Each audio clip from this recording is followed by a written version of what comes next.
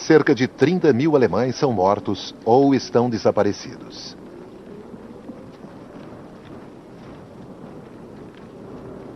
Milhares são mandados para a Sibéria. Sua luta contra o frio está longe de terminar. Menos de 1 em 3 soldados irá voltar para casa. E isso quase 15 anos mais tarde.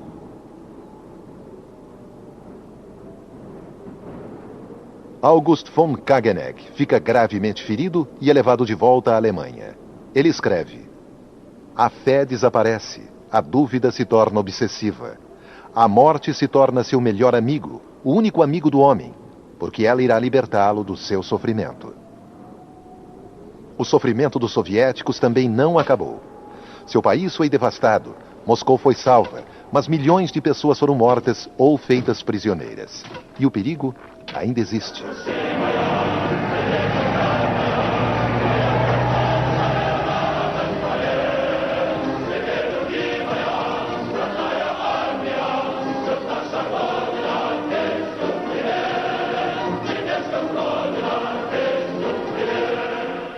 Voltaremos. A Wehrmacht foi afastada por 200 quilômetros. Hitler ordena que seu exército defenda aquela nova linha a todo custo. Ele dispensa 35 generais, incluindo Guderian, e toma pessoalmente o comando da Wehrmacht.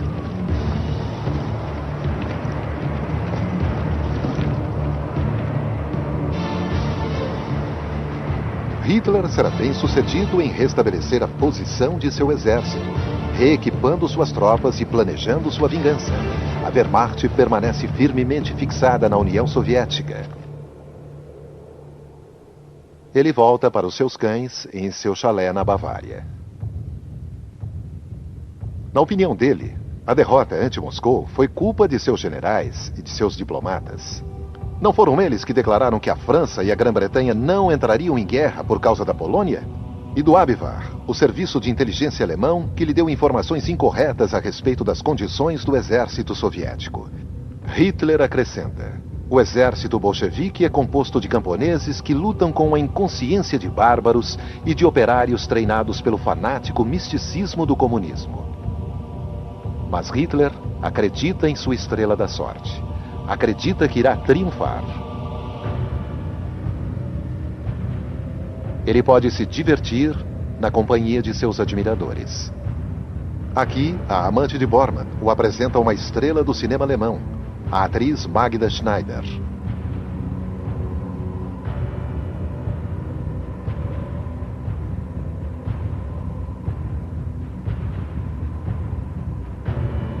Não muito longe, a filha dela, Romy Schneider, brinca com os filhos de Bormann. A vida na Alemanha ainda é descontraída. Os maciços bombardeios ainda não começaram, e aqueles que sacrificaram a vida em Moscou estão muito distantes, enterrados na neve. 2 dias após a primeira grande derrota de Hitler, seu aliado, o Japão, lança um ataque surpresa contra os Estados Unidos em Pearl Harbor, uma grande base naval no Pacífico. 7 de dezembro de 1941. E com essa onda de aviões japoneses, a guerra se torna uma guerra mundial.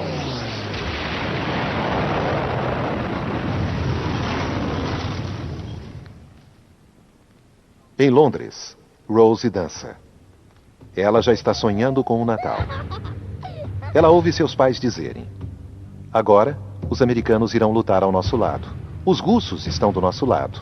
Nós, britânicos, não estamos mais sozinhos. Redescobrindo a Segunda Guerra. Próximo episódio, momentos decisivos.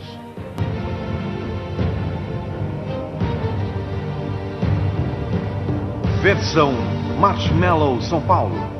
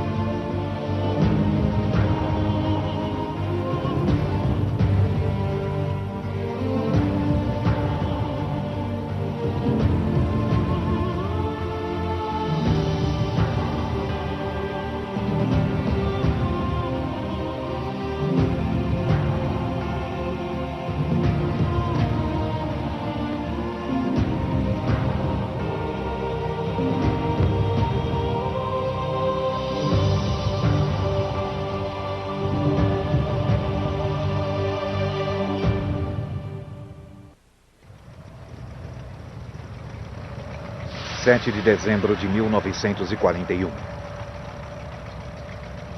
O Japão está prestes a atacar os Estados Unidos da América. A bordo do porta-aviões Zuikaku, os pilotos são acordados às 4 da manhã.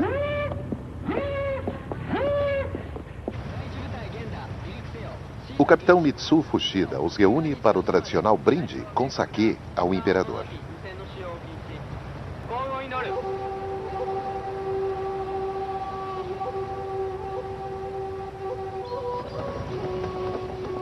Fuchida irá comandar o ataque a Pearl Harbor, a grande base naval americana no Havaí, conforme o ousado plano elaborado pelo almirante Yamamoto. Yamamoto quer aplicar um golpe decisivo e eliminar esse obstáculo à conquista do Pacífico pelo Japão.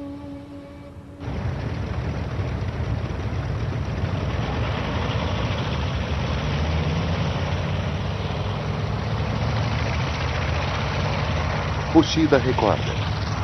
Partimos para Pearl Harbor. Eu gritei as palavras código. Tora, tora, tora.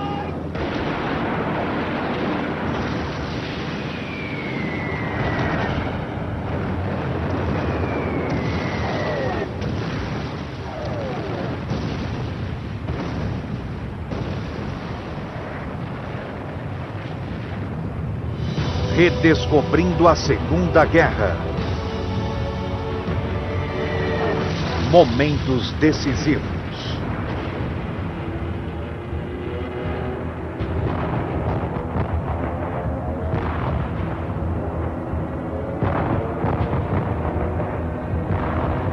Pearl Harbor, Havaí.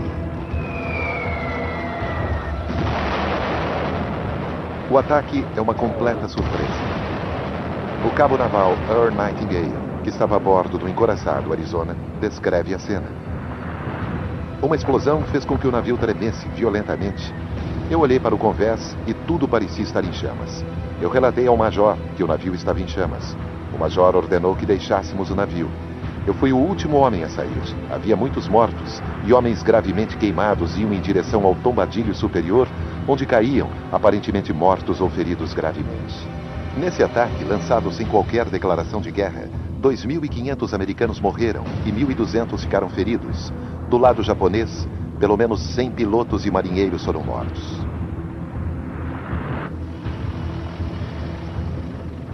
Essas imagens iriam chocar o povo americano. Eles não mais se oporiam à entrada de seu país na guerra. Entretanto, as forças japonesas não desembarcaram no Havaí nem tomaram Pearl Harbor. Elas afundaram parte da frota americana, mas apenas os hoje ultrapassados navios de guerra. Os porta-aviões iriam se tornar a chave da vitória na guerra naval.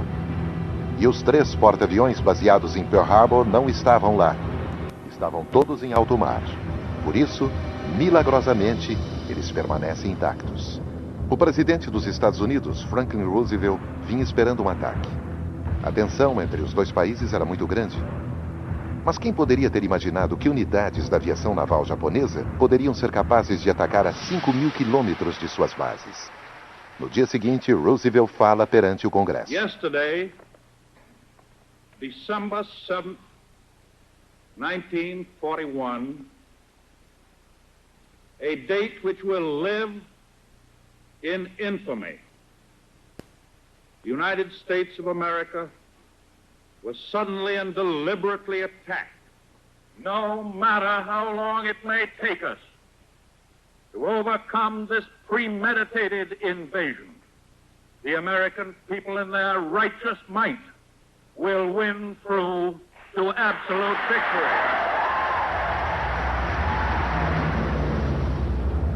É de fato uma invasão.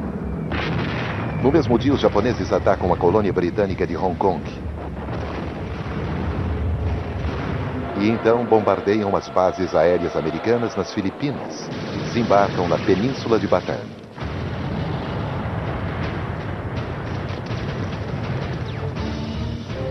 Os japoneses já haviam estabelecido uma forte base de apoio na China. Eles invadem as colônias britânicas de Burma e Malásia por causa de sua borracha e a colônia holandesa de Sumatra pelo seu petróleo e ameaçam a Índia e a Austrália. Alguns meses antes, eles haviam entrado na colônia francesa da Indochina. Após a derrota da França em 1940, o regime de Vichy, que era incapaz de recusar qualquer coisa a um aliado de Hitler, havia entregue algumas de suas bases navais e aéreas aos japoneses.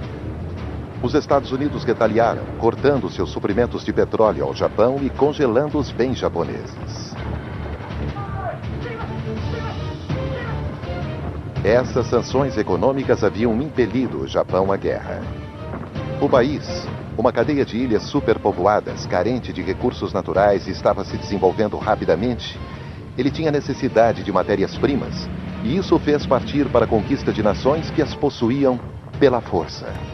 O Japão tinha construído sua marinha para se tornar a segunda das frotas mais poderosas do mundo, com nada menos do que 10 porta-aviões e com força aérea de combate altamente sofisticada. O incrível Zero, por exemplo, superava os aviões aliados em termos de velocidade, maleabilidade e alcance. Isso além de um exército de milhões de homens intensamente dedicados ao seu imperador. Hirohito é o 124º imperador do Japão. O culto monarca estuda biologia marinha no laboratório em seu palácio.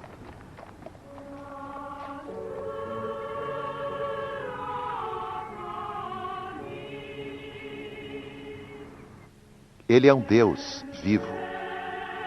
As ações de seus militares estão sob a proteção de sua autoridade divina.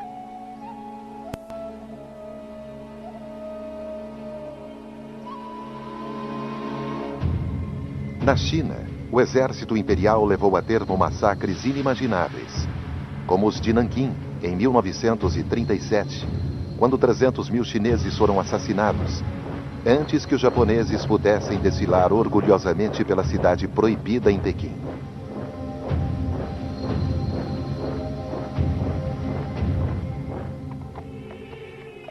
O imperador reina, mas não governa.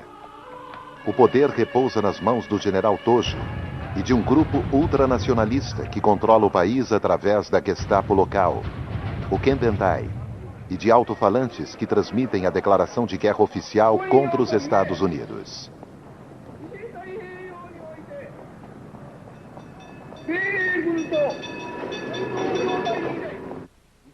Hideki Tojo.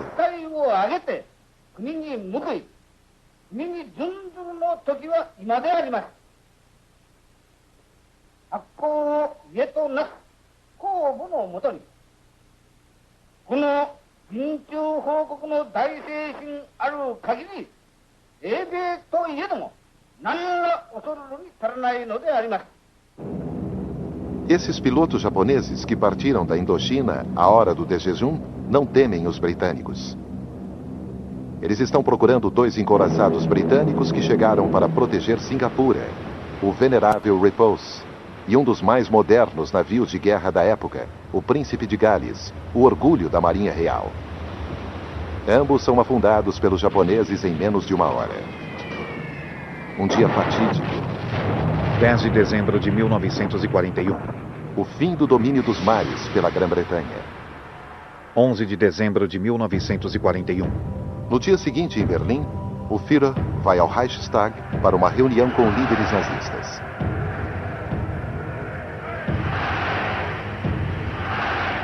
Durante 4 dias decisivos, desde Pearl Harbor e a entrada do Japão na guerra contra os Estados Unidos, Hitler vinha esperando em vão que Roosevelt declarasse guerra à Alemanha.